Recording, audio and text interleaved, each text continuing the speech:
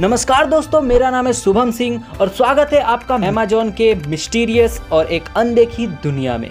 तो अब ये अमेज़न जंगल इस अर्थ का लंग्स भी माना जाता है। वो इसलिए क्योंकि ये पूरे अर्थ का लगभग 20% ऑक्सीजन खुद ये अमेज़न जंगल प्रोड्यूस करता है। अब जितना शांति आपको ऊपर से देखने में लग रहा है, उतना ही ज्यादा ये अपने अंदर कुछ ऐसे अनदेखी चीजों को छुपा कर रखा है जो कि अब तक शायद आप लोग ना सुने होंगे और ना ही देखे होंगे। तो आज की इस वीडियो में हम लोग इसी अमेज़न जंगल को एकदम अच्छी तरीके से एक्सप्लोर करने वाले हैं। सो बने रहिएगा वीडियो को लास्ट तक, और चैनल पे नए हो तो अभी से ही सब्सक्राइब कर देना, क्योंकि इस वीडियो में काफी ज्यादा मजा आने वाला है। और हाँ, मैं एक छोटा क्रिएटर हूँ, सो मुझे भी अपना सपोर्ट दिखाकर बिग क्रिएटर जरूर से बनाना। तो सबसे पहले तो ये जो अमेज़न जंगल है, इसका real name Amazon rain forest है। और इसकी साइज की अगर मैं बात करूँ तो इसका साइज लगभग 7 मिलियन स्क्वायर किलोमीटर है।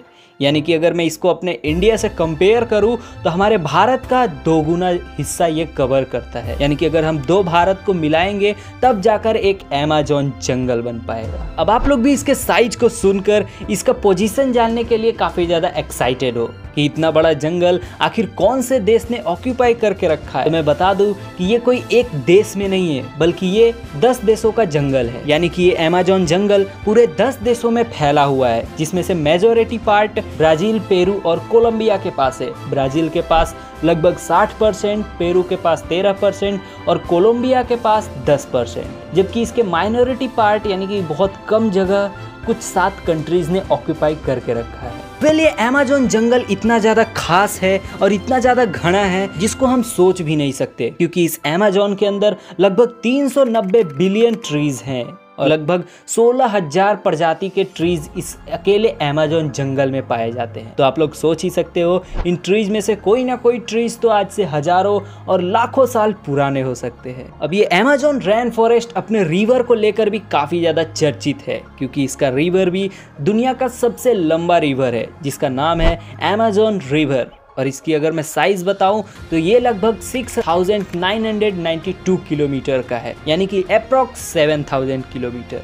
अब आप खुद ही सोच सकते हैं कि इतने बड़े अमेज़न जंगल में और उसमें इतनी बड़ी नदी में कितनी सारी मिस्टीरियस चीजें होंगे, कितने सारे ट्रीज होंगे और कितने सारे ऐसे जानवर होंगे जो कि हमसे शायद अभी तक अनदेखे हैं। अगर मैं उन मिस्टीरियस चीज़ों में से कुछ चीज़ों को आपको बताऊं तो सबसे पहले तो जियांट वाटर लिली है। ये वाटर लिली इसीलिए खास है क्योंकि इसका जो पत्ता है वो काफ़ी ज़्यादा स्ट्रॉन्ग और बड़ा है। अगर इस पत्ते पर कोई एक बड़ा व्यक्ति भी खड़ा हो गया तो ये आसानी से उसका भार झेल सकता है। इसके पत्ते का डायमीटर लगभग 1 मीटर तक होता है। सेकेंड, और जो कि काफ़ी ज़्यादा मिस्टीरियस चीज़ भी है।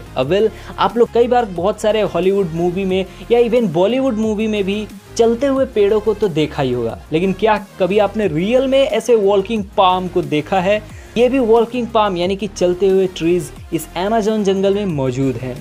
अब जैसा आप लोग सोच रहे हो वैसा नहीं है। यानी कि ये जो वॉकिंग पाल्म है ये पूरे दौड़ते नहीं है या बिल्कुल फ्रीली चलते नहीं है, बल्कि ये एक लिमिटेड वे में चलते हैं, जिससे ये लगता है कि सच में ये अपनी पोजीशन एक जगह से दूसरी जगह बदलते हैं। अब इस ट्रीज का नाम है सोक्रेटिया एक्सोरहिजा। जितना उल्टा इसका नाम है उतना ही खतरनाक इसके जड़ें भी है, क्योंकि इसके जो जड़ें हैं वो कंटिन्यू सन की डायरेक्शन की तरफ, यानी कि जिस डायरेक्शन से सन का लाइट आता है उस डायरेक्शन में बढ़ते हैं। और इसकी जो पीछे वाले जड़ें होते हैं वो धीरे धीरे नष्ट हो जाते हैं, जिस वजह से ऐसा लगता है कि ये सच में ट्रीज एक जगह से दूसरी जगह अपना पोजीशन चेंज कर रहा है। अब आप लोग सोच रहे होंगे कि भाई सनलाइट तो चारों तरफ होती है, तो ये चारों डायरेक्शन में ही मूव करना चाहिए। तो मैं बता दूं कि अमेज़न के जंगल में दिन में भी आपको रात देखने को मिल जाएगा। वो इतना ज़्यादा डेंस है कि कुछ कहा नहीं जा सकता। थर्ड नंबर पे आता है रैफेलेसिया फ्लावर। अब ये फ्लावर इसलिए इतना ज़्यादा खास है क्योंकि ये बिना रूट और बिना लीव्स वाला है। बस ये सिर्फ स्टीम और एक फ्लावर से बना रहता है।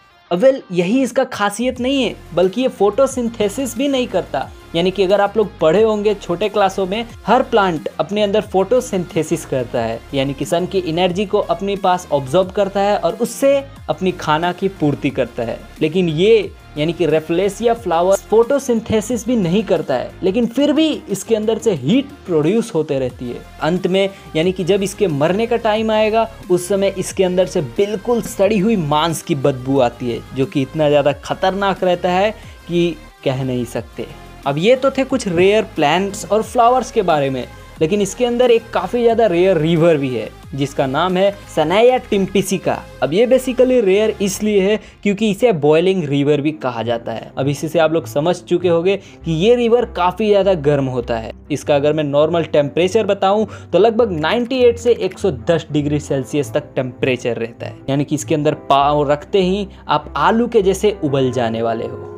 अब इस अमेज़न रेन फॉरेस्ट में कुछ ऐसे भी पौधे पाए जाते हैं जो कि बेसिकली मांसाहारी रहते हैं, यानी कि सच में वो कोई दूसरे जीव का शिकार करके खाते हैं। अब आप लोग भी सोच रहे होंगे कि भाई ये सच में होता है, क्योंकि ये आप लोग ज़्यादातर तो हॉलीवुड मूवी में ही देखे होंगे। लेकिन हाँ, ऐसे प्लांट सच में हमारे इस अमेज़न रेन फॉरेस्ट में मौजूद हैं। उनके अगर मैं नाम बताऊँ, पिचर्स, वेनस फ्लाई ट्रैप्स और बटर वॉक्स और भी ऐसे बहुत सारे प्लांट्स हैं जो कि सच में मांसाहारी है, यानी कि कोई दूसरे फ्लाइंग ऑब्जेक्ट का या कोई भी दूसरा इंसेक्ट का शिकार करके अपना पेट पालन करती है। इस अमेज़न रेन फॉरेस्ट में मैपिंगुएरी करके एक जानवर भी काफ़ी ज़्यादा फेमस है। लोगों का ऐसा मानना है कि एक ऐसा जानवर भी इस धरती पर मौजूद है, बेसिकली इस अमेज़न रेन फॉरेस्ट में मौजूद है, जिसकी हाइट लगभग 8.20 फीट हो सकती है, यानी कि लगभग हमारे इंसानों जैसे ही, और उसके काफ़ी सारे स्ट्रक्चर भी हमारे इंसानों जैसा ही है, और उसके अंदर से काफ़ी ज़्यादा बदबूदार स्मेल निकलती है जिससे ह्यूमंस भी शायद बेहोश हो सकते हैं। अभी तक इसका कुछ प्रूव नहीं है कि क्या सच में ऐसे भी जानवर हमारे इस अमेज़न रेन फॉरेस्ट में मौजूद है या नहीं।